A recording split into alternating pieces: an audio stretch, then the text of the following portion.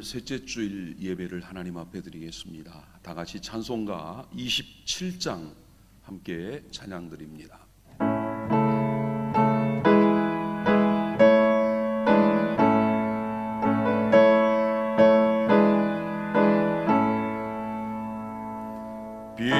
빛나고 높은 보좌와 그 위에 앉으신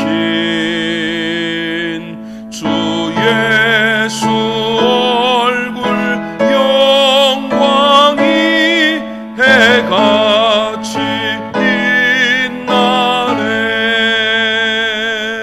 해같이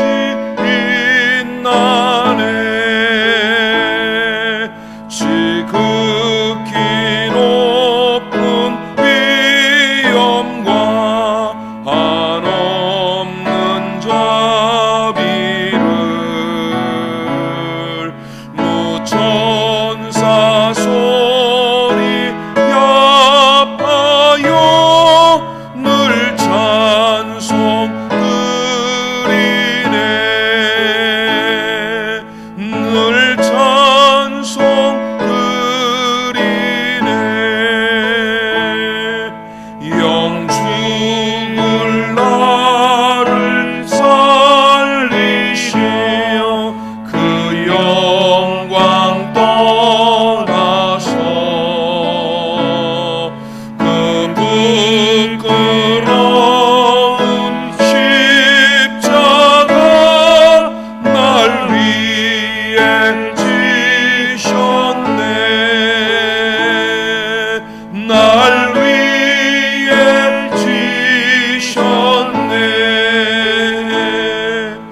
나 이제 생명 있음은 주님의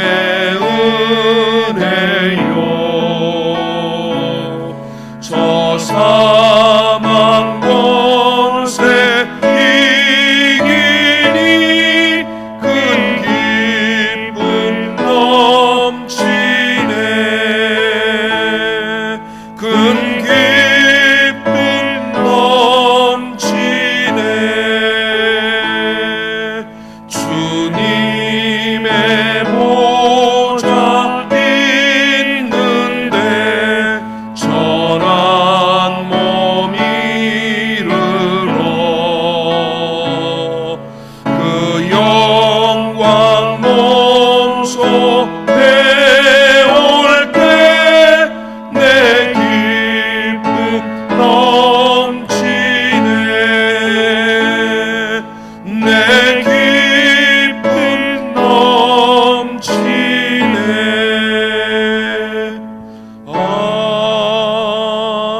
아멘. 교동문 7번입니다.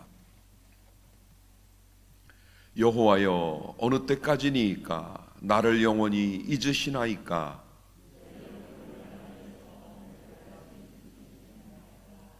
나의 영혼이 번민하고 종일토록 마음에 근심하기를 어느 때까지 하오며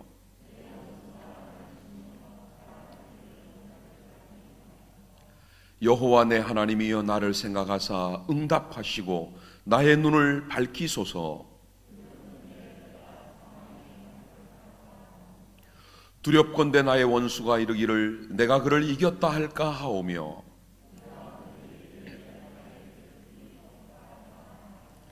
나는 오직 주의 사랑을 의지하여 싸우니 내가 여호와를 찬송하리니 이는 주께서 내게 은덕을 베푸심이로다.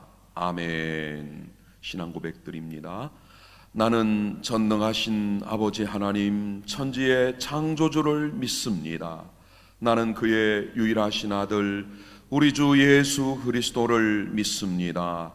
그는 성령으로 잉태되어 동정녀 마리아에게서 나시고 본디오 빌라도에게 고난을 받아 십자가에 못 박혀 죽으시고 장사된 지 사흘 만에 죽은 자 가운데서 다시 살아나셨으며 하늘에 오르시어 전능하신 아버지 하나님 우편에 앉아 계시다가 거기로부터 살아있는 자와 죽은 자를 심판하러 오십니다. 나는 성령을 믿으며 거룩한 공교회와 성도의 교제와 죄를 용서받는 것과 몸의 부활과 영생을 믿습니다. 아멘. 261장 우리 함께 찬양 드립니다.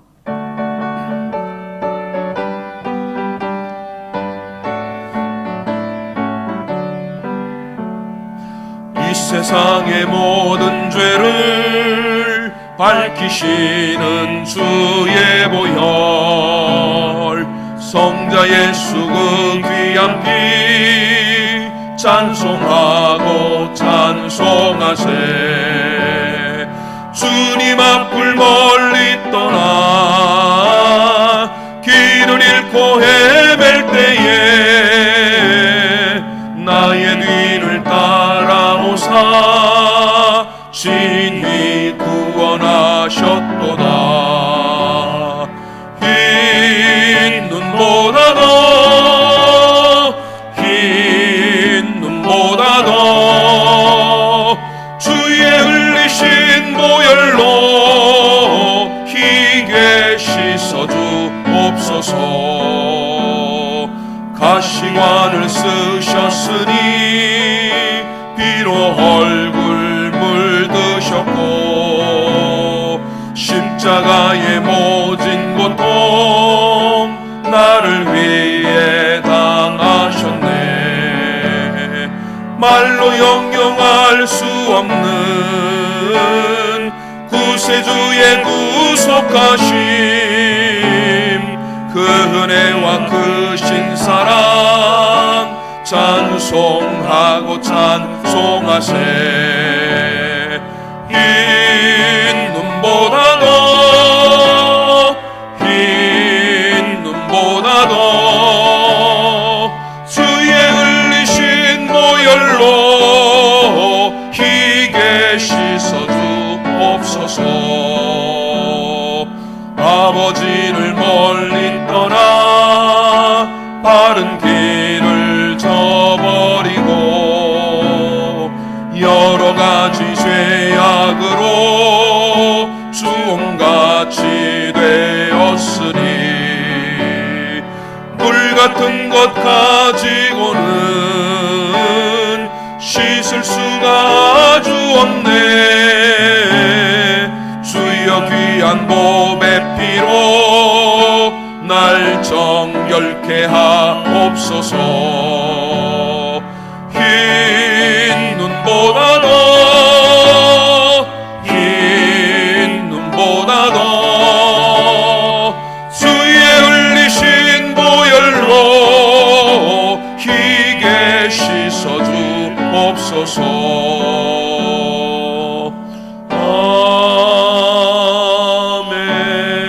아멘. 이현재 안수 집사님 예배를 위해 기도하겠습니다.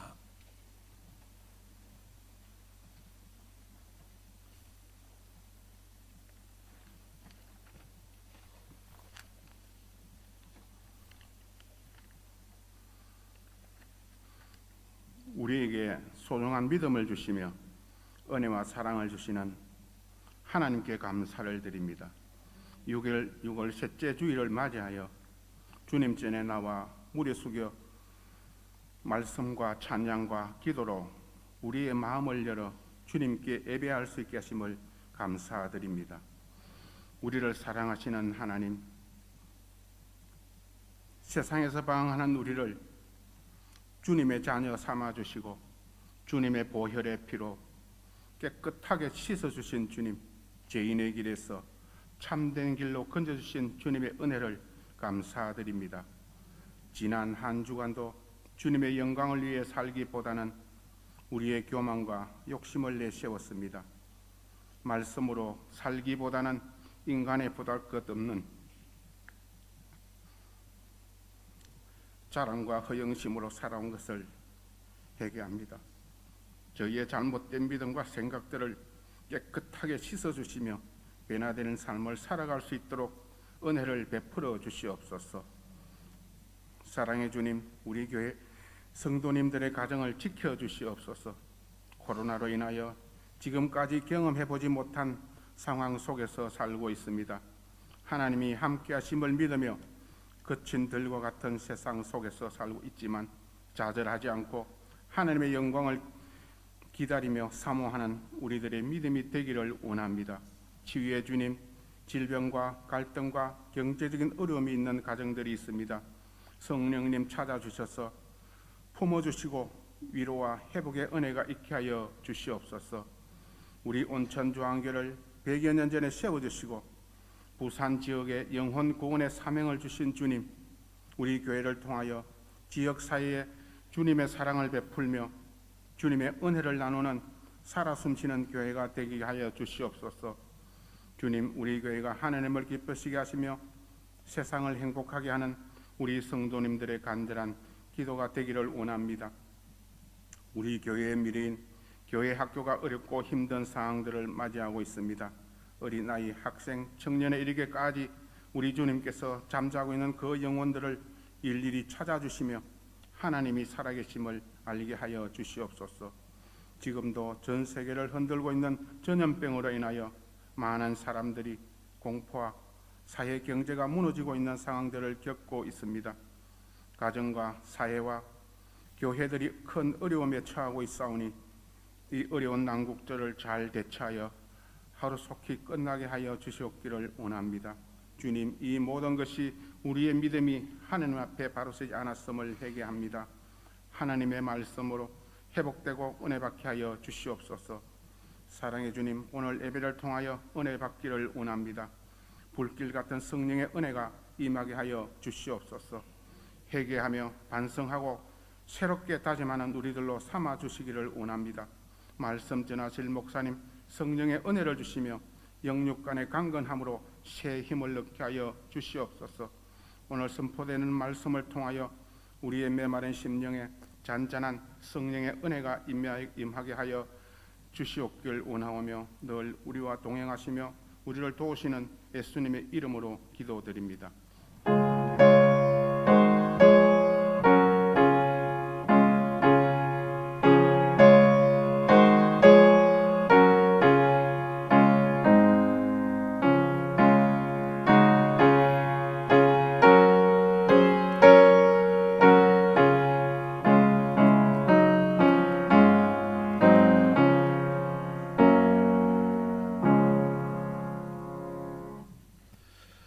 오늘 우리가 함께 은혜 나눌 말씀은 신약성경 요한일서 1장 5절에서 10절까지의 말씀입니다. 요한일서 1장 5절에서 10절까지 말씀, 우리 한 절씩 교독하겠습니다.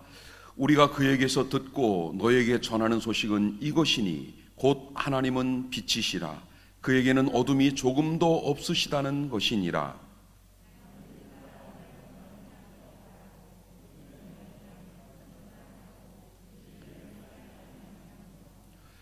그가 빛 가운데 계신 것 같이 우리도 빛 가운데 행하면 우리가 서로 사귐이 있고 그 아들 예수의 피가 우리를 모든 죄에서 깨끗하게 하실 것이요.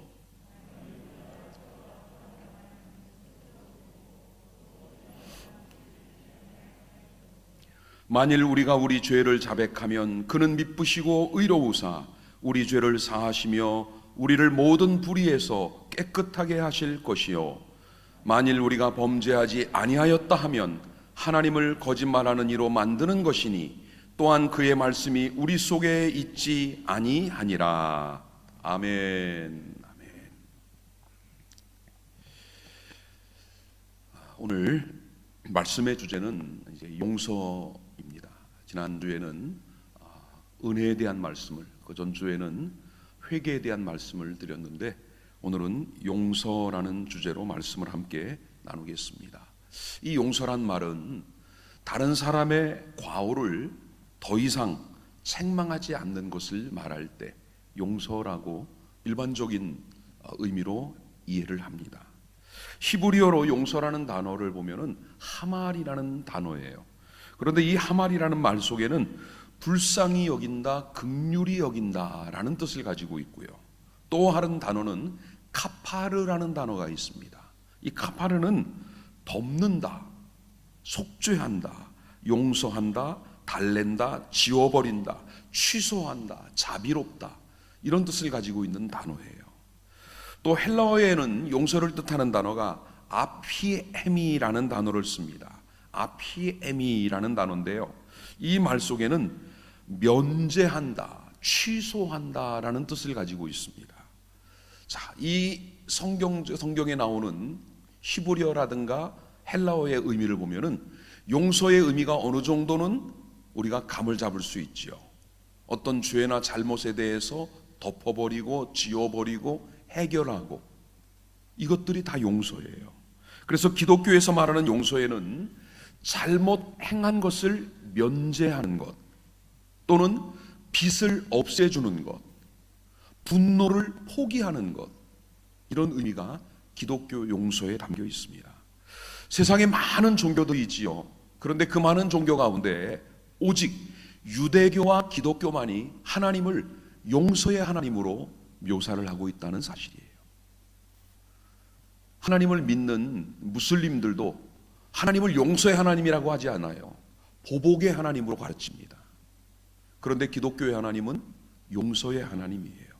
범죄한 인간이 그 범죄에 따라 형벌을 받고 멸망하는 것은 당연한 것이지만, 하나님은 사랑 안에서 그 죄까지 덮고 용서하실 하나님이라고 말씀하고 있습니다. 우리가 성경을 보면은 하나님의 용서에는 세 가지의 특징이 있습니다. 첫 번째는 우리를 향한 하나님의 사랑에서 기인한다라는 거예요. 하나님의 용서의 출발점이 어디냐?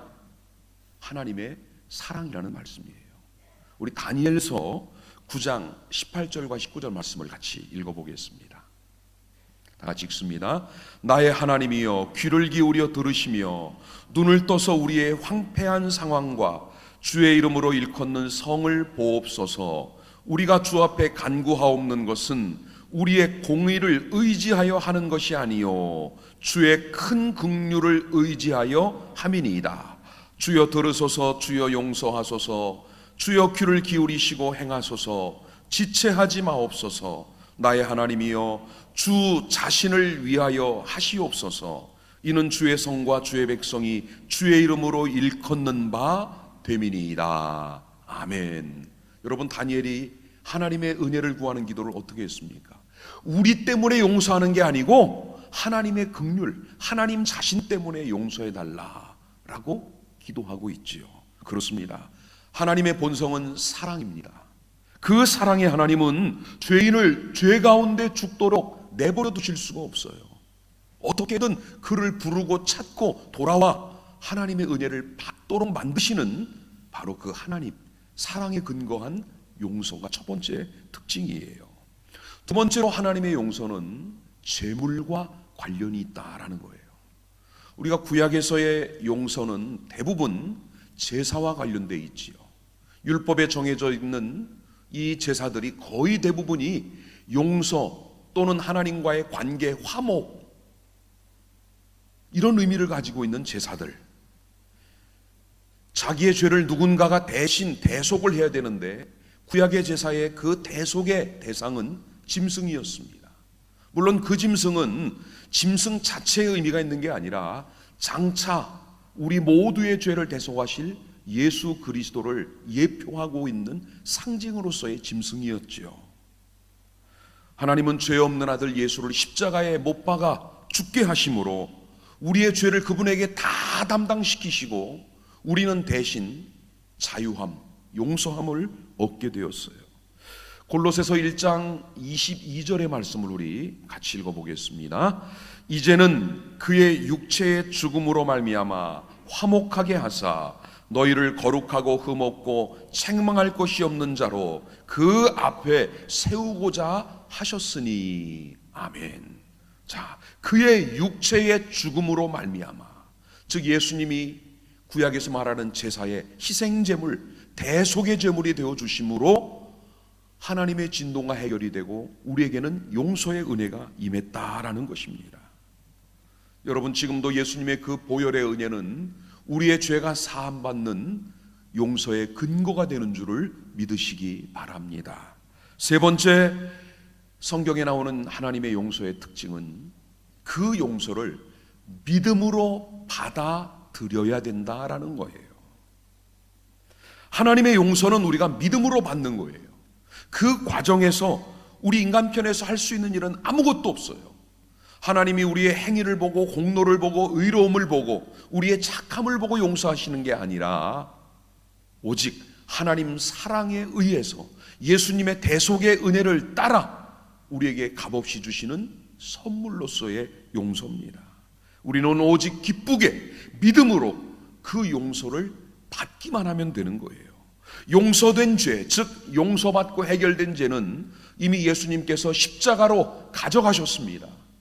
다시는 그 죄가 우리를 정죄할 수도 없고 그 죄 때문에 우리가 죄책감에 눌려 살 이유가 전혀 없는 거예요. 자, 그렇다면 우리가 하나님으로부터 용서받을 수 있는 죄는 어떤 죄를 말하는 걸까요? 성경이 말씀하는 죄는 어떤 죄일까요? 우리가 첫 시간에 회개 때도 말씀을 드렸고 지난주일 은혜 때도 잠깐 말씀을 드렸지만 성경이 말하는 죄는 일반적인 범죄, 악이라는 죄가 있지요. 또 도덕적인 위반도 있을 수 있고 어떤 종교 사회적 규범, 정해진 룰을 어긴 것도 다 죄가 될 수 있습니다. 구체적으로 성경은 율법과 계명을 어기는 것을 가리켜 죄라고 말씀을 해요. 또 공의가 없는 인간의 상태, 본질의 모습, 그 상태가 곧 죄라고 말해요. 또 하나님과 불화함으로 타락한 인간의 본질을 가리켜서 죄라고도 말씀을 해요. 이 죄들은 모두가 다 사탄으로부터 왔습니다. 그리고 지난주일 설교 때 말씀드린 것처럼 한 사람 아담으로 인해서 우리에게 죄가 왔고 그 결과 죄인이 되어 사망에 이르게 되었다라고 말씀하고 있습니다. 이 죄를 가리키는 히브리어 단어 중에 가장 대표적인 단어가 하타라는 단어예요. 이 말은 하나님의 기준에서 많이 모자란다라는 거예요. 하나님이 정해놓은 어떤 선, 하나님이 최소한 우리에게 요구하시는 기준선에 못 미치는 것이 하타, 이게 죄입니다. 그게 십계명이고 그게 율법이고 그게 말씀이지요. 또 신약에서는 죄를 가리키는 헬라어가 여러분이 많이 들어보신 하마르티아라는 단어예요. 이 말은 관역에서 빗나갔다라는 거예요. 목표를 향해 가야 될 화살이 그 관역을 떠나 다른 곳으로 간 것, 이게 죄, 하마르티아라는 겁니다. 신약에서 죄를 가리키는 용어들을 보면은 이해가 쉬워요.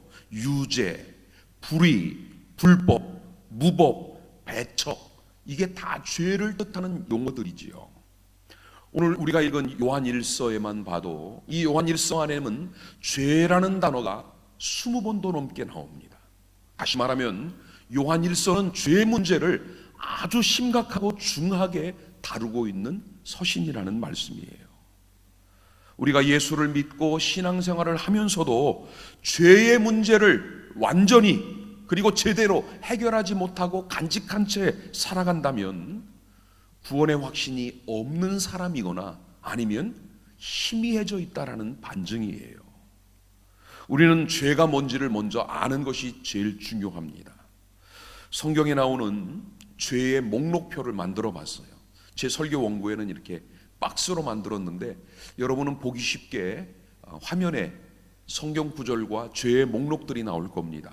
한번 우리 같이 읽어보겠습니다. 먼저 출애굽기 20장 3절에서 17절에 보면은 이런 죄들이 나와요. 쭉 읽어보겠습니다. 다른 신을 섬김, 우상의 형상을 만듦, 하나님의 이름을 욕함, 부모를 불공경함, 살인, 간음, 도둑질, 탐욕, 이게 출애굽기의 죄예요. 그 다음 고린도전서 6장 9절과 10절입니다. 음란, 우상숭배, 간음, 탐색, 남색, 도둑질, 탐욕, 모욕함, 속여 빼앗는 것, 이것이 죄예요. 세 번째는 로마서 1장 29절에서 31절입니다. 불의, 추악, 탐욕, 악의, 시기, 살인, 분쟁, 시기, 악독, 수근수근함, 비방, 하나님을 미워함, 능욕함, 자랑함, 악을 도모함, 부모 거역, 배약, 무정하고 우매하고 무자비함. 또 있습니다. 디모데전서 1장 9절에서 11절을 보겠습니다. 불법, 불순종, 거룩하지 않음, 불경건, 망령됨, 부모를 침, 살인, 음행, 남색, 사람을 탈취, 유괴하는 거지요. 거짓말, 거짓맹세, 바른 교훈을 거스르는 것. 자, 그 다음 골로새서 보겠습니다. 음란, 부정, 사욕, 악한 정욕, 탐심, 우상숭배, 노여움, 분노, 악의, 비방과 부끄러운 말 그랬습니다. 자, 그 다음 갈라디아서 5장입니다. 음행, 더러움, 호색, 우상숭배, 주술, 원수매즘, 분쟁, 시기, 분냄, 당을 만듦, 분열, 이단, 투기, 술취함, 방탕. 자, 마지막 마가복음입니다. 악한 생각, 음란, 도둑질, 살인, 간음, 탐욕, 악독, 속임수, 음탕, 질투, 비방, 교만, 우매함. 자, 겹치는 것도 있지만 이 많은 것들이 다 성경이 지적하고 있는 죄예요. 이 죄들은 크게 구분을 하면 세 가지로 구분이 돼요. 하나는 하나님에 대해 짓고 있는 죄들, 하나님에 대해서 그 죄의 대상이 하나님, 물론 모든 죄가 하나님을 향한 거지만 직접적으로 하나님을 향한 죄가 있어요. 예를 들면 우상을 만드는 것 같은 것들이죠. 또 그런가 하면 두 번째는 자기 속에서 일어나고 있는 죄들, 음란, 탐심, 정욕, 악한 생각 같은 것들이에요. 그런가 하면 타인, 이웃과의 관계에서 벌어지는 죄, 시기, 악독, 미움, 흉보는 것, 이런 것들은 관계 속의 죄가 되지요. 이 많은 죄들을 해결할 수 있는 유일한 방법은 하나밖에 없습니다. 바로 예수님의 대속의 은혜, 십자가 보혈의 은혜밖에는 없습니다. 어떤 인간도 스스로를 죄에서부터 깨끗하게 할 수가 없고 예수의 피로만이 용서가 가능하다라는 겁니다. 죄 없는 사람은 세상에 하나도 없다고 로마서는 말씀을 하지요. 이 말은 다시 말하면 모든 사람에게 예수 그리스도가 필요하다는 거예요. 주님의 십자가가 그 사람에게는 절대적이라는 말씀과 같은 의미예요. 하나님은 우리 인간을 사랑하고 구원하기를 원하시지요. 진정한 사랑이 뭘까요? 죄를 덮어서 마치 여기 더러운 것이 있으니까 깨끗한 뭔가로 덮어놓는 것. 유대인들이 무덤에 냄새나고 더러워지니까 매년 거기에 횟가루를 발라서 회칠한 무덤처럼 번듯하게 더 씌워놓는 것이 그게 용서가 아니에요. 죄 자체를 아예 흔적도 없이 사라지게 만드는, 없애주는 것이 진짜 사랑입니다. 진정한 용서는 잘못을 보고도 못 본 척 눈 감아주는 게 아니라 그 잘못의 대가를 치러주는 것, 그게 진정한 용서예요. 우리는 용서의 자리에서 하나님의 사랑을 만난 사람들입니다. 용서의 자리에서 예수님의 십자가를 경험한 사람들이 바로 우리들입니다. 용서 없는 사랑은 없습니다. 또 사랑 없는 용서도 당연히 없지요. 우리가 누군가를 사랑한다라고 말할 때는 용서가 전제되어야 됩니다. 사랑은 용서를 거치지 않고는 결코 나타날 수 없는 존재가 바로 사랑이에요. 하나님의 사랑을 내가 받고 그 다음에 내가 남을 사랑하고 용서한다 보면 하나님의 사랑이 더 분명하고 선명하게 우리에게 나타날 수 있다라는 겁니다. 반면에 내가 남을 사랑하거나 남의 허물을 용서하지 않고 사랑과 용서를 받기만을 원한다면 하나님의 사랑은 그만큼 그 강도가 줄어들 수밖에 없다라는 겁니다. 여러분, 요셉은 어떻게 형들을 용서할 수 있었을까요? 20년 전 자기를 애굽의 노예로 팔아버렸고 이방 땅에 고생하다 억울한 누명을 쓰고 감옥 생활을 했던 지난 날을 돌이켜보면 용서가 아니라 보복을 해도 시원찮을 텐데 요셉은 20년 전 그 형들에게 받았던 상처를 다 잊어버렸기 때문에 용서가 가능한 거예요.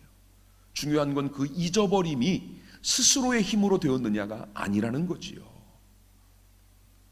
여러분은 어떻습니까? 20년은 고사하고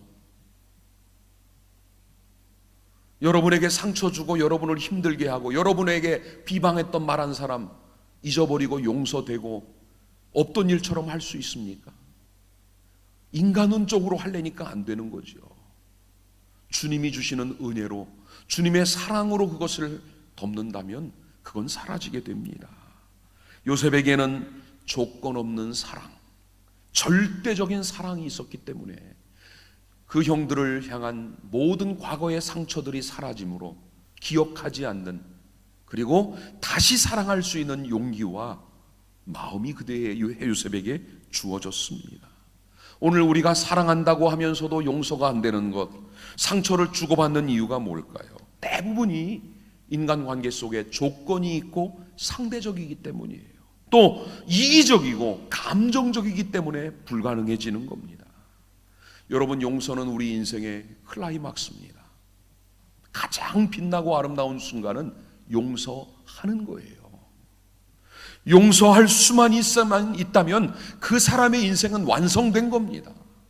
심지어 원수까지도 사랑하고 용서할 수 있다면 그는 주님이 원하는 성화, 완전한 성숙에 이른 사람이라고 할 수 있겠지요.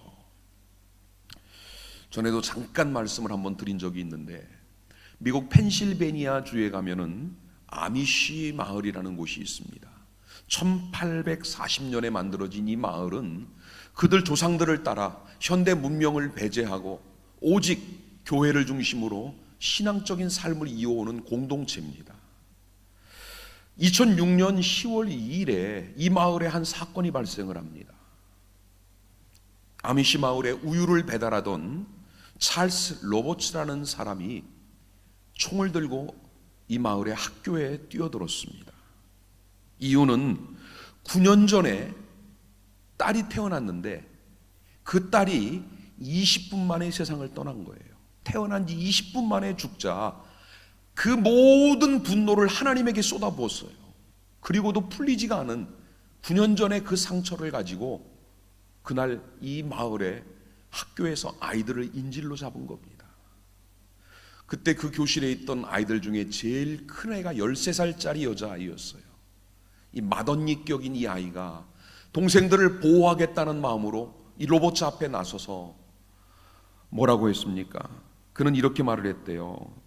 나를 먼저 쏘세요. 나를 먼저 쏘세요. 근데 이 로버츠가 정말 그 13살짜리 아이를 먼저 쐈습니다. 그리고 아이들을 엎드리게 한 다음 5명을 죽이고 5명이 부상을 입고 그리고 스스로 목숨을 끊어요. 이 사건이 이루어지자 이 평화로운 마을에 난리가 난 겁니다. 전 세계가 이 사건을 주목을 하는데 불과 몇 시간이 안 돼서 이 아미시 마을의 대표들이 이 로버츠와 그의 가족 부모들을 만난 자리에서 이런 말을 합니다. 우리는 당신을 미워하지 않습니다. 당신이 우리에게 했던 모든 일을 우리는 이미 용서했습니다. 이 사건이 일어난 지 불과 몇 시간 만에 발표한 이야기예요. 그러자 기자들이 물었대요. 아니 어떻게 당신들은 분노하지도 않습니까? 그 사람이 밉지도 않습니까? 어떻게 그렇게 빨리 그를 용서할 수 있습니까? 라고 물었을 때 그들이 했던 대답이 놀라워요. 우리는 매일 주기도문으로 기도하는 사람들입니다 라고 했대요. 여러분, 주기도문이 뭡니까? 우리가 우리에게 죄 지은 자를 사하여 준 것 같이 우리 죄를 사하여 주옵시고. 날마다 그들은 이 주기도문으로 기도하는 신앙의 사람들이었어요. 며칠 지나고 이 가해자였던 찰스 로버츠의 장례식이 열렸는데 가족을 포함해서 75명이 참석을 했습니다. 그런데 놀라운 거는 그 장례식에 참여한 75명의 절반이 아미시 마을 사람들이었다는 거예요. 그러니까 이 사람들은 말로만 사랑하고 용서한 게 아니라 실제 행동으로 보여준 거지요. 이들의 용서는 철저히 주님의 사랑에 근거한 나도 주의 용서를 받은 사람이라는 거기에서 출발했습니다. 여러분, 오늘 요한 1서의 말씀을 통해 용서에 대한 은혜를 나눌 텐데, 오늘 말씀의 범위를 제가 일부러 좀 좁혔습니다. 다시 말하면 용서는 무궁무진해요. 사람과 사람 사이의 관계 속의 용서 많지요. 그런데 오늘 말씀의 주제는 이제 다음 주 말씀이 하이라이트이니까 구원과 관계되어 있는 죄로부터의 용서라는 요 범위를 한정을 해서 오늘 요한일서 본문으로 말씀을 전하려고 합니다. 여러분, 요한은 자신이 예수님으로부터 듣고 받은 것을 전한다고 말씀을 해요. 자, 우리 오늘 본문 5절을 같이 읽어보겠습니다. 우리가 그에게서 듣고 너희에게 전하는 소식은 이것이니 곧 하나님은 빛이시라. 그에게는 어둠이 조금도 없으시다는 것이니라. 아멘. 자, 요한이 전하고자 하는 핵심이 뭐예요? 하나님은 뭐라고요? 금방 읽으셨잖아요. 하나님은 빛이시다. 그 말을 하고 있는 거예요. 하나님은 빛이시라는 거예요. 이 말 속에 모든 것이 다 들어있어요. 여러분, 빛과 반대되는 개념은 뭡니까? 어둠이지요. 오늘 요한이 말하는 진리, 의로움, 이거는 빛 대신 하나님이에요. 반면에 불의, 악, 죄는 어둠을 상징하고 있는 거죠. 이 빛이라는, 하나님은 빛이시라는 말의 의미는 하나님의 완전하심, 하나님의 온전한 성품, 하나님 속에 들어있는 모든 것, 그 중에 요한이 오늘 꺼내고자 하는 것이 바로 용서에 관한 거예요. 요한 1서를 보면 어둠은 크게 4가지를 상징하고 있어요. 요한 1서 전체에서 볼 때예요. 하나는 영적인 무지예요. 우리 자막이 나와야 되는데, 네, 이 어둠이 뜻하는 4가지가 뭐냐? 첫 번째는 영적인 무지예요. 두 번째는 죄와 악을 어둠이라고 표현을 했고, 세 번째는 죽음, 사망을 어둠이라고 표현했고, 네 번째는 마귀와 사탄이 어둠이에요. 자, 이게 그럼 무슨 말이냐? 이 의미를 설명을 드린다면, 하나님은 생명의 말씀, 즉 예수 그리스도를 우리에게 주심으로 우리에게 영원한 생명, 영생과 구원을 주시길 원하셔요. 그런데 이 어둠, 영적으로 어리석고 무지해서 그걸 깨닫지 못하고 믿지 못하고 받아들이지 못해요. 그래서 여전히 아직도 세상에 있는 겁니다. 또 그러다 보니 빛의 계시는 거절하고 어둠 속에서 여전히 죄와 악을 반복하며 그 속에 살고 있는 것이 인생이에요. 그리고 이 주님의 생명이 없으니까 그에게 있는 것은 뭡니까? 결국은 죽음, 사망밖에는 남아있지 않지요. 그리고 결정적으로 우리를 빛으로 나아가지 못하게 어둠 속에 붙잡아두고 있는 존재가 누구냐? 마귀와 사탄이라는 겁니다. 이게 오늘 요한일서 전체에서 말하는 어둠의 의미예요. 여러분, 오늘 우리가 읽은 6개 절을 잘 보시면 만일이라는 가정법 단어를 사용해서 우리가 가지고 있는 잘못된 생각들이나 잘못된 신앙의 모습들을 4번이나 오늘 요한이 지적을 합니다. 만일, 만일, 만일, 만일 4번이 반복돼요. 그 첫 번째 만일이 오늘 본문 6절입니다. 자, 우리 같이 읽어보겠습니다. 만일 우리가 하나님과 사귐이 있다 하고 어둠에 행하면 거짓말을 하고 진리를 행하지 아니함이거니와. 자, 여기서 만일은 뭐예요? 우리가 하나님과 사귐이 있다, 즉 구원받은 하나님의 자녀라고 하면서 여전히 어둠, 세상, 죄 속에 있다면 거짓말장이라는 거예요. 여러분, 우리는 이 말씀을 이렇게 또 조금 해석을, 이해를 할 수가 있겠죠. 어둠에 있는 사람들이 누굴까? 우리 생각에는 그래요.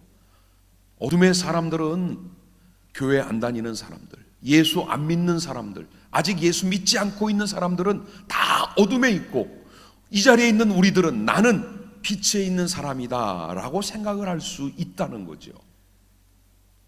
그런데 여러분, 아직 예수를 믿지 않고 모른다고 해서 다 어둠에 있다, 그리고 예수 믿었다고 해서 다 빛에 있다, 그러면 오늘 우리들 열심히 신앙생활 예수 믿고 있는 사람은 죄를 전혀 짓지 않고 있습니까?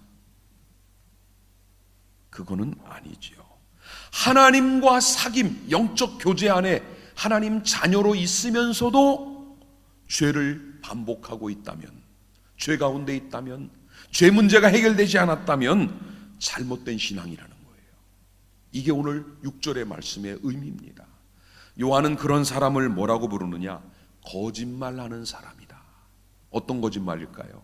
하나님과 사귐이 없는 관계라는 거예요. 아직 온전한 사귐에 들어가지 못한 단계라는 겁니다.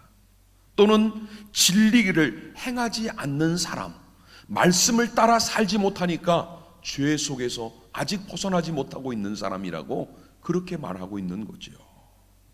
반대로 진짜 빛 가운데 사는 사람도 있어요. 나는 빛이라고 하면서 어둠에 있는 사람이 있는가 하면 정말 빛 가운데 사는 사람도 있대요. 그게 7절 말씀입니다. 자, 우리 7절 읽어보겠습니다. 그가 빛 가운데 계신 것 같이 우리도 빛 가운데 행하면 우리가 서로 사귐이 있고 그 아들 예수의 피가 우리를 모든 죄에서 깨끗하게 하실 것이요. 아멘. 자, 잘 보십시오. 그가 빛 가운데 있고 하나님은 빛이시니까 우리도 빛 가운데 있으면 우리가 서로, 여러분, 두 번째 나오는 우리와 세 번째 줄의 우리는 조금 달라요. 두 번째 우리는 지금 우리들을 똑같은 인간을 가리키지만 세 번째 줄에 나오는 우리는 하나님과 우리 관계를 말하는 거예요. 우리가 빛 가운데 있으면 하나님과 예수와는 영적인 사귐이 있어요. 그 내용이 요한일서 1장 1절에서 4절까지 말씀이에요. 우리가 빛 가운데 사는 결과가 뭐냐? 하나님과 영적인 사귐, 교제가 있는 겁니다. 더 나아가서 하나님과의 영적 교제는 어디로 확산됩니까? 이웃과의, 성도와의 교제로 확대가 되는 거죠.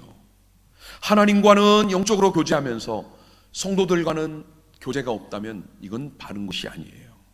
왜 그런가 하면 7절에 그 아들 예수의 피가, 그 아들 예수의 피, 즉 예수님이 십자가에서 우리의 죄를 대신하여 흘린 피는 나만을 위한 게 아니고 우리 모든 믿는 자들 다 그 속에 포함되어 있다라는 의미이지요. 그래서 빛 가운데 사는 사람은 예수의 피로 깨끗하게 된 사람들. 자, 그런데 여기서도 우리가 한 가지 오해가 있을 수 있어요. 우리가 빛 가운데 살고 있다고 해서 전혀 죄를 짓지 않느냐? 만약 그렇다면 오늘 본문 7절은 빠져야 돼요. 7절은 완전 모순이 되는 말씀이에요. 여러분, 왜 그랬습니까? 7절에 보십시오. 우리가 서로 사귐이 있고 그 아들 예수의 피가 우리를 모든 죄에서 깨끗하게 하실 것이요. 빛 가운데 살면 죄가 전혀 없는데, 아니 예수의 피가 우리를 깨끗하게 할 죄가 어디 있겠습니까? 이 말씀은 모순이지요. 그런데 이 말씀이 필요한 이유가 오늘 우리들에게 있는 겁니다. 우리가 아무리 빛 가운데 살아도 빛의 그림자가 비추는 곳, 어두운 곳, 보이지 않는 곳이 있는 것처럼 우리도 알고 모르고 때로는 자의로, 때로는 유혹에 넘어가서 어떤 이유든 우리가 스스로 죄를 지을 때가 있잖아요. 그 죄 문제가 해결되기 위해서는 예수의 피가 필요하다라는 것을 말씀하고 있는 겁니다. 결국 어둠 속에 있는 사람과 빛 가운데 있는 사람의 차이가 있지요. 그 차이가 뭡니까? 죄를 지었느냐 안 지었느냐가 아니고 죄를 감추었느냐 드러내었느냐, 거기에 있는 거예요. 어둠 속에 있는 사람은 죄를 계속 감춥니다. 숨겨요. 죄 없다 시치미를 떼고 의로운 척 살아요. 그런데 빛 가운데 사는 사람은 그 빛 가운데 죄가 드러나니까 감출 수가 없으니까 자꾸만 자기 죄를 꺼집어내고 드러내어 하나님 앞에 가지고 나와 그 죄를 자백을 하고 그 다음은 용서를 받게 되는 거예요. 이게 차이입니다. 어둠에 있느냐 빛에 있느냐가 보다 중요한 거는 감추느냐 드러내느냐에 있는 거예요. 자, 다음 8절에 보면은 두 번째 만일이라는 단어가 나와요. 다 같이 읽겠습니다. 만일 우리가 죄가 없다고 말하면 스스로 속이고 또 진리가 우리 속에 있지 아니할 것이요 그랬습니다. 여러분 8절과 9절을 보면은 죄를 대하는 사람들의 두 가지 태도가 나와요. 하나는 8절에 있는 말씀처럼 나는 죄가 없어. 자기 죄를 부정하는 경우가 첫 번째 경우예요. 이런 사람들은 죄를 이야기하면 말하지요. 당당하게 내가 무슨 죄를 졌냐는 거예요. 지금까지 정말 법 없이도 살 만큼 나는 그렇게 살아왔다라고 큰 소리 칩니다. 그래도 그 사람에게 이렇게 말합니다. 아니에요. 잘 생각해 보세요. 혹시라도 생각하지 못하는, 생각 안 나는 죄가 있을 수도 있고 너무 작아서 죄라고 인정하지 않은 것도 있지 않겠습니까? 라고 말하면 그분은 큰 소리를 빵 치지요. 소리를 지르며 말합니다. 세상에 그 정도 죄 안 짓고 사는 사람이 어딨냐? 그걸 죄라고 하면 세상 다 죄게. 그러면서 뭐라고 하지요? 나보다 더 큰 죄를 짓고도 당당하게 떳떳하게 사는 사람들이 얼마나 많은데 그런 사람에 비하면 나는 아무것도 아니라 이렇게 큰 소리 칩니다. 이들의 공통점이 뭐냐? 스스로 죄 없다라고 말하는 거예요. 자기는 절대 죄인이 아니라고 말하는 사람들이에요. 이런 사람들을 요한은 뭐라고 말할까요? 6절에 보면 6절에 말한 것처럼 다시 한번 자기를 속이는 거라고 그랬어요. 잘 보십시오. 이 사람들의 특징은 자기를 속여요. 자기는 알잖아요. 내가 죄 지은 거. 그런데 내가 죄 없다고 하면 나부터 속이는 거예요. 또 그 속에 진리가 없으니까 그 죄를 깨닫지 못하고 인정하지 않는 거지요. 여러분, 죄라는 거는 인간의 본질 안에 숨어 있는 겁니다. 성품이 원래 착한데 죄를 짓는 것, 그건 없습니다. 부모들이 청소년 아이가 어떤 잘못을 하고 사고를 치면은 뭐라고 말합니까? 우리 아이는 원래 착한데 친구를 잘못 만나서 저렇게 됐다는 거예요. 이 말은 틀립니다. 죄는 내가 짓는 것이지 타인이 나를 죄를 짓게 함으로 죄를 짓는 게 아니에요. 다시 말하면 죄를 지었기 때문에 죄인이 되는 게 아니라 우리는 본질적으로 죄인이기 때문에 죄를 짓고 있는 겁니다. 이해가 되십니까? 죄를 지었기 때문에 죄인이라고 하니까 다른 사람을 보고 손가락질하고 정죄하는 거예요. 저런 죄인이, 저런 악한 사람이. 사실은 나도 죄인인데 죄를 지어서 죄인이 아니고 우리가 원래부터 죄인이었기 때문에 죄를 짓고 있는 거예요. 자, 이제 세 번째 만일이 9절에 나와요. 오늘 본문의 핵심절이죠. 우리 같이 읽겠습니다. 만일 우리가 우리 죄를 자백하면 그는 미쁘시고 의로우사 우리 죄를 사하시며 우리를 모든 불의에서 깨끗하게 하실 것이요. 아멘. 자, 죄를 대하는 사람들의 첫 번째 태도가 뭐라고 그랬습니까? 죄를 부인하는 거라고 그랬죠. 두 번째 태도는 죄를 인정하고 자백하는 겁니다. 맞습니다. 내가 죄인입니다. 내가 이런 죄를 지었습니다. 여러분, 9절이 뭘 말합니까? 우리가 죄를 인정하고 자백하고 회개할 때 하나님이 우리 모든 죄를 용서하신다. 그 약속의 말씀 아닙니까? 여러분, 믿음은 하나님의 말씀에 기초하는 거예요. 믿음은 하나님의 약속을 근거로 소유하는 게 믿음인 줄 믿으시기 바랍니다. 죄는 자백하는 거예요. 이게 두 번째 올바른 태도입니다. 오늘 본문에 만일 우리가 우리 죄를 자백하면, 자백이라는 이 단어는 헬라어로 호모르게오라는 단어예요. 호모르게오. 이 단어의 뜻은 같은 것을 말한다라는 뜻입니다. 이 자백한다는 게, 같은 것을 말한다는 게 뭘까요? 내가 몸으로, 행동으로, 말로, 생각으로 지었던 죄를 하나님 앞에 나와 똑같이 한 번 더 반복하는 거예요. 다만 첫 번째는 죄를 짓기 위해 그것을 했지만, 두 번째 말할 때는 회개를 위해서 그것을 똑같이 같은 말을 하는 것, 이게 호모르게오라는 헬라어 단어의 뜻이에요. 자기가 죄인이라는 사실을 인정하고 그 죄를 구체적으로 고백하며 하나님의 도우심을 바라면 하나님이 우리의 죄 문제를 해결하십니다. 그 근거는 서두에 말씀드린 용서의 하나님이시기 때문이에요. 하나님을 아는 자는 자기가 죄인이라는 사실도 알게 되고 하나님의 용서가 매 순간순간 필요하다는 것도 깨달아지게 되는 겁니다. 하나님께서 자백하는 우리의 죄를 용서하시는 근거가 오늘 구절에 두 단어로 나오고 있어요. 그 단어는 미쁘시고 의로우사라는 이 단어예요. 미쁘시다라는 말은 무슨 말일까요? 헬라어 단어에 보면 피스토스라는 단어입니다. 피스토스. 이 말은 신실하다, 신뢰할 만하다, 성실하다, 변함이 없다라는 단어예요. 피스토스라는 단어입니다. 우리의 죄를 사해 주시는, 용서하시는 근거는 하나님 그분의 신실하심에 있는 겁니다. 이거는 하나님이 성경을 통해 이미 우리에게 약속하신 하나님의 약속은 어떤 상황, 어떤 시대, 얼마나 세월이 가고 어떤 대상에도 변함이 없다는 거예요. 그 신실하신 하나님의 약속의 근거에서 우리를 용서하시는 겁니다. 또 의로우사 그랬잖아요. 이 의롭다라는 것은 하나님의 공의에 근거한 겁니다. 하나님의 공의라는 게 뭡니까? 하나님이 옳고 공평하고 하나님의 뜻에 합한 것, 그게 공의예요. 그래서 하나님은 그 공의를 한 번도 굽히신 적이 없어요. 그 공의로 모든 것을 판단하시고 심판하시는 분이에요. 당연히 의로우신 하나님에게는 죄가 함께 있을 수 없습니다.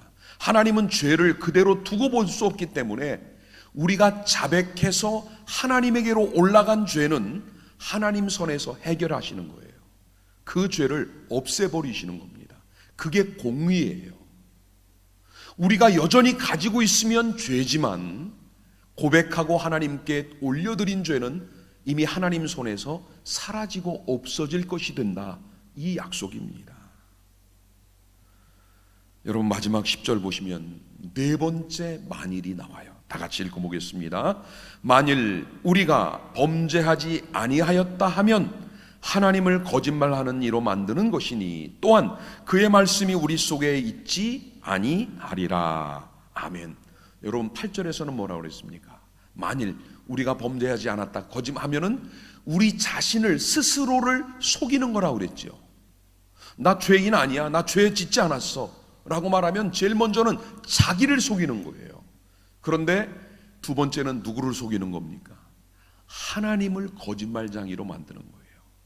하나님은 뭐라고 했습니까? 성경에 모든 사람이 죄를 범하였음에 하나님의 영광에 이르지 못하였더니 의인은 없나니 하나도 없고. 성경은 분명히 죄인이라고 했는데 나는 죄가 없다라고 말하면 자기도 속였지만 그 다음은 하나님도 거짓말쟁이 만드는 거예요. 그래서 자기의 죄가 거기에 플러스 알파 더해지는 겁니다. 이런 사람에게는 어떤 형벌이 있느냐? 여러분 10절에 보니까 이런 말씀이 나옵니다. 그의 말씀이 우리 속에 있지 아니하니라. 그의 말씀. 여러분 요한이 기록한 책이 요한복음과 요한 1, 2, 3서예요. 계시록도 있지만 그런데 요한은 요한복음에서 말씀을 누구라고 얘기했습니까?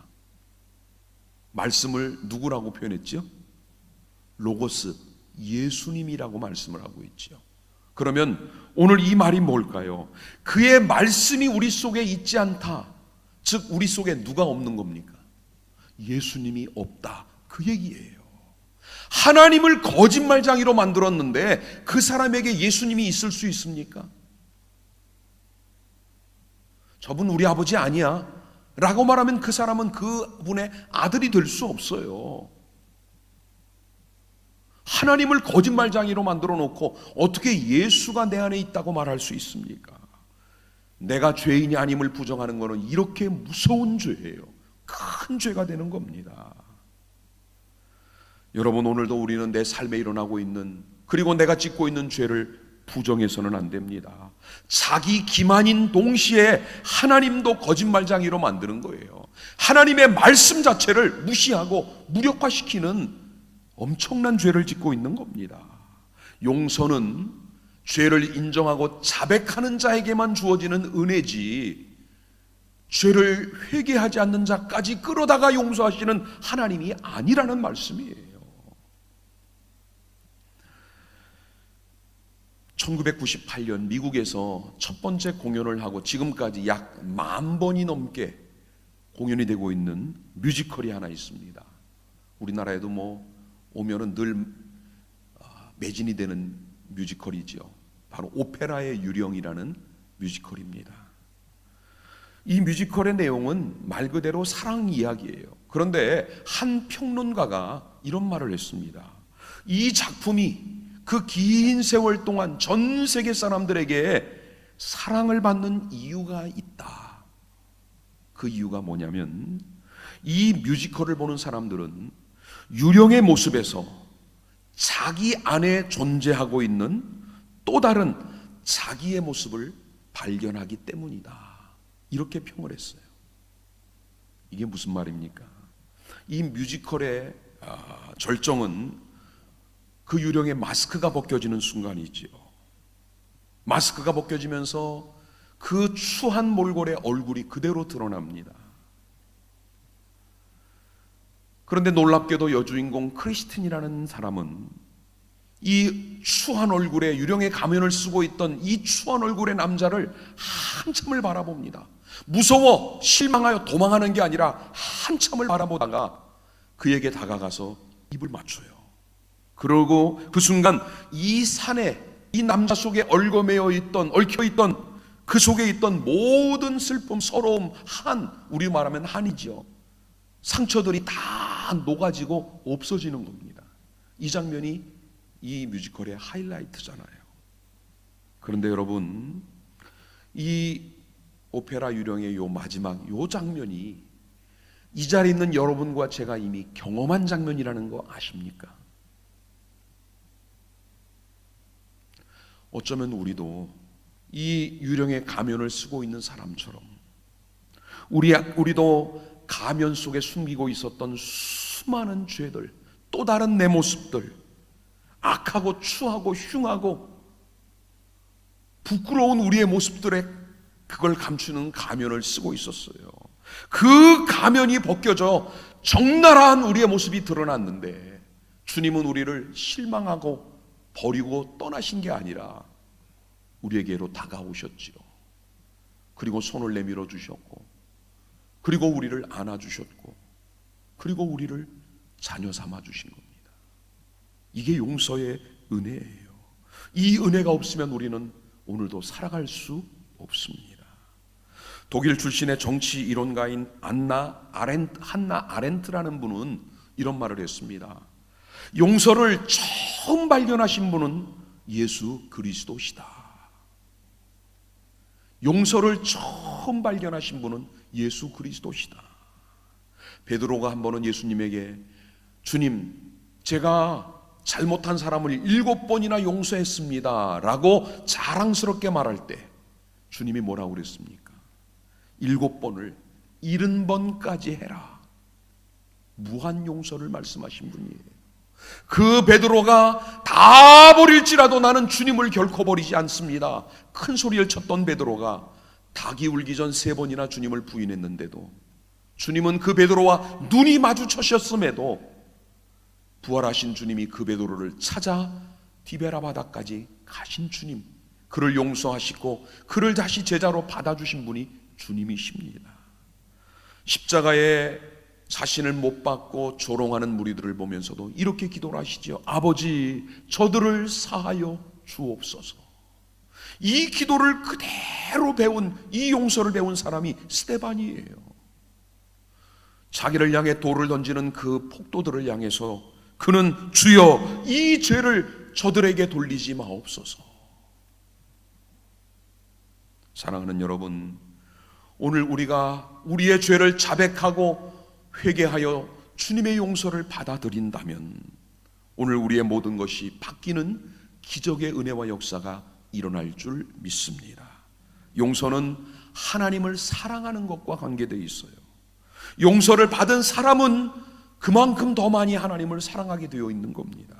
또 용서는 우리를 억누르고 우리를 짓밟고 얽매고 있는 모든 억압에서 자유하게 하는 능력이에요. 히브리서 9장 11절로 14절에 보니까 그리스도의 피가 우리의 양심을 깨끗하게 하고 하나님을 섬길 수 있는 우리를 자유롭게 하신다라고 말씀을 했습니다. 여러분, 용서를 통해 우리는 과거를 잊을 수 있고 현재에 충실할 수 있을 뿐 아니라 미래를 향해 나아갈 수도 있습니다. 또한 용서를 받은 것은 용서를 실천하는 힘으로 나아가게 만들지요. 그래서 바울은 에베소서 4장 32절에서 이 말씀을 하고 있습니다. 우리 다 같이 한번 읽으시겠습니다.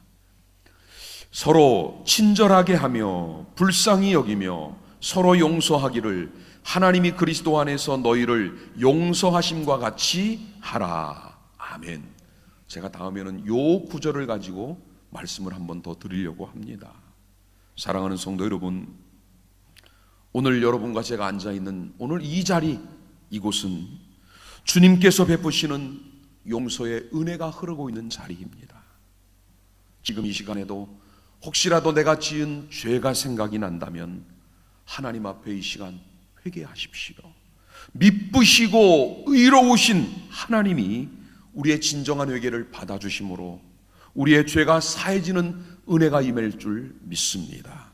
그 죄로 인해 벌어진 모든 불의함에서도 우리를 깨끗하게 하실 하나님의 역사가 이곳에 임할 줄 믿습니다. 회개 때 말씀을 드렸던 다윗, 그 엄청난 죄를 지었던 다윗이 하나님의 용서와 사죄의 은혜를 받고 그는 그 기쁨을 시편 51편 12절에서 이렇게 고백을 했습니다. 우리 다 같이 한번 읽겠습니다. 주의 구원의 즐거움을 내게 회복시켜 주시고 자원하는 심령을 주사 나를 붙드소서. 아멘.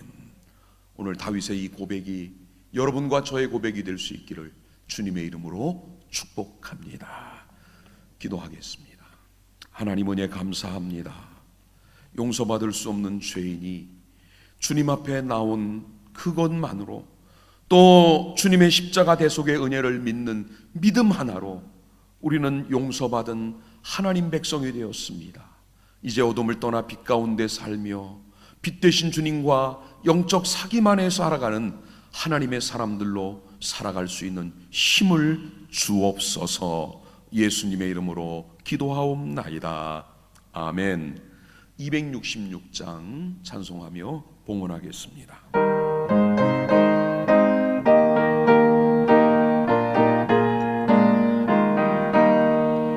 주의 피로 이룬 샘물 참 깊고 넓도다. 구원하는 그 신능력 다 찬송할지라. 찬송하세 주의 보혈 그 샘에 지금 나아가 죄의 깊이 빠진 이 몸 그 피로 씻어 맑히네. 죄악 세상 이김으로 거룩한 길 가는 나의 마음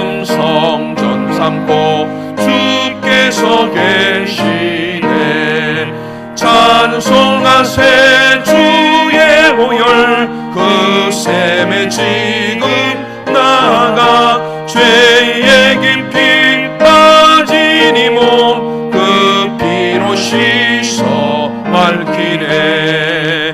주 예수를 깊이 아는 놀라운 그 은혜 하늘나라 즐거움이 매일 새롭도다. 찬송하세 주의 보혈 그 샘에 지금 나가 죄의 깊이 빠진 이 몸 그 피로 씻어 밝히네. 오늘도 주님의 은혜 안에 복된 주일을 맞게 하시고 하나님 앞에 나와 감사와 찬양과 또 우리의 삶을 드리는 예배자가 되게 하신 하나님, 오늘 우리가 드린 이 모든 예물과 모든 헌신을 받아주시고 오늘도 하나님의 영광과 은혜와 뜻만이 이 세상 가운데 우리 교회를 통해 그리고 나 한 사람을 통해 세상에 전해지도록 하나님 은혜 베풀어 주옵소서. 우리의 영적인 삶을 하나님의 능력으로 붙드시고 주장하여 주시고 우리 육체의 삶에도 하나님 주시는 강건함, 치유, 회복의 은혜가 임하는 한 주간이 되게 주옵소서. 특별히 하나님 질병으로 고통받고 있는 성도들, 수술 후 회복 중에 있는 성도들, 또 치열하게 질병과 싸우고 있는 우리 성도들과 또 요양병원에 우리 연로하신 어르신 성도님들 한 분 한 분까지 하나님 주님의 권능의 손에 붙잡아 주시고 날마다 도우시는 하나님의 치유의 은혜가 그곳에 함께하여 주옵소서. 우리의 가정과 일터, 직장, 사업장 모든 현장마다 하나님이 도우시는 손길, 복 주시는 은혜, 날마다 채워지는 모든 것들로 감사하며 기뻐하며 또 주님의 나라와 영광, 선한 사업을 위해 헌신하는 우리들 삼아 주시옵소서. 하나님, 이번 한 주간 빛 안에 거하며 빛의 자녀로 살아가며 빛 대신 하나님과 더 깊은 영적 사귐 가운데 살아가는 우리들 모두가 되도록 인도하여 주시옵소서. 하나님 아버지, 나라 지금 코로나19와 싸우고 있는 이 나라를 하나님 기억하여 주시고 주님의 강력한 역사가 함께 하셔서 모든 환우들은 고침을 받고 또 더 이상의 확진이 없도록 막아주시고 또 하나님 아버지 원하옵기는 이제 6.25 전쟁 발발 70주년을 맞이하는 이번 주간입니다.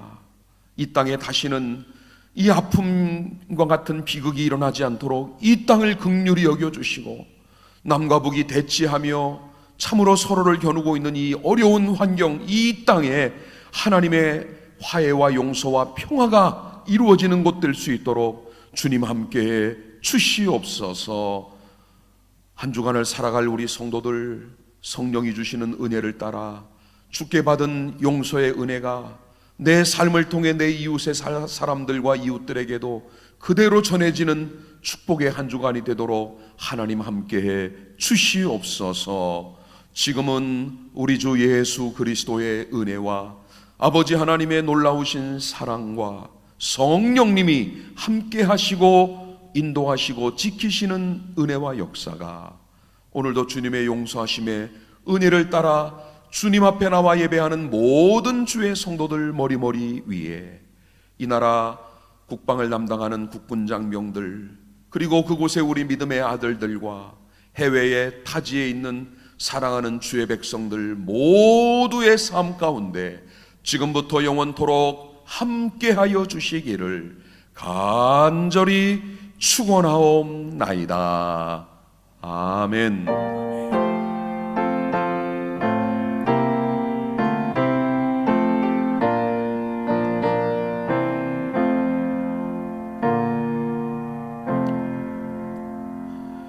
교회 소식 전해드립니다. 지난주 수요일부터 수요 예배가 이제 성전에서 시작이 됐습니다. 여러분 수요일 예배에 많이 참석하셔서 함께 은혜 나누시길 바라고요. 금요 기도회가 이번 주 금요일부터 본당에서 시작이 됩니다. 특별히 이번 주 금요일 26일 저녁 8시 30분에는 우리 6.25 전쟁 발발 70주년을 맞으면서 나라와 민족을 위한 우리 기도회로 갖고자 합니다. 여러분 많이 나오셔서 참석하시고, 또 모든 교회 참석 출입하실 때는 반드시 방역 수칙을 준수해 주시기를 바랍니다. 지난 주간에도 성경 일독 우리 여러 성도님들이 함께 참여해 주셨습니다. 그리고 우리 할렐루야 찬양대 반주자인 박지혜 우리 자매의 귀국 독주회가 오늘 오후 5시에 부산문화회관에서 있습니다. 많은 참석 또 관람 바랍니다. 우리 다 같이 일어나셔서 268장 오늘은 1절과 2절 오늘 우리 주신 말씀 생각하며 찬양 파송의 찬상으로 부르겠습니다. 박수는 하지 마시고 죄에서 자유를 얻게 함은 보혈의 능력 주의 보혈 시험을 이기고 승리하니 참 놀라운 능력이로다. 주의 보혈 능력이 또다. 주의 피 믿어 주의 보혈 그 어린 양의 매우 귀중한 피로다. 육체의 정력을 이기는 보혈의 능력